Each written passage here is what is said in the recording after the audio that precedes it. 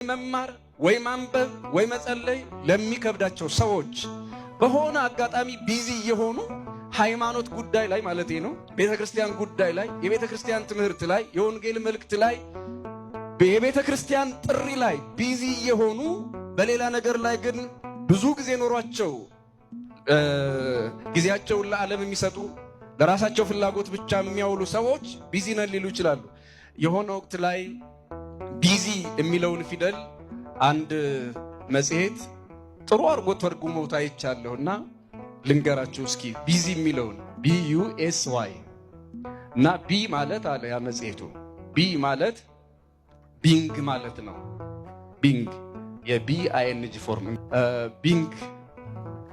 ከዛ ዩ አንደር ማለት ነው። ከዛ ቀጥሎ ያለው ፊደል ምንድን ነው? ኤስ ሰይጣን ማለት ነው፣ ወይም ሰይጣን። ከዛ ቢንግ አንደር ሰይጣን፣ ዋይ ዮክ ቀንበር እና ቢንግ አንደር ሳታን ዮክ ይመስለኛል። በግርድፉ ሲተረጎም በሰይጣን ቀንበር ስር መሆን ማለት ነው። ጥሩ ትርጉም ሰጥተውታል። እስኪ ንገሩኝ፣ በሰይጣን ቀንበር ስር እየሰማችሁ ነው አይደል? በሰይጣን ቀንበር ስር ደበራችሁ?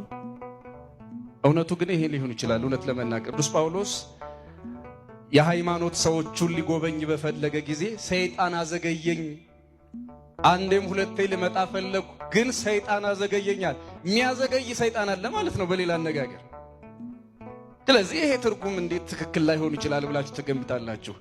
እና ሰው ለመንፈሳዊ ጉዳዮች ለቤተ ክርስቲያን ጥሪ ምንም ምክንያት ያምጣ እየዘገየ የሚቀር ከሆነ፣ ጊዜ የሚያጣ ከሆነ፣ ለንባብ፣ ለትምህርት፣ ለጸሎት ጊዜ የሚያጣ ከሆነ ይሄ ሰው ቢንግ አንደር ሳታን ዮክ ያለው ነው ማለት ነው።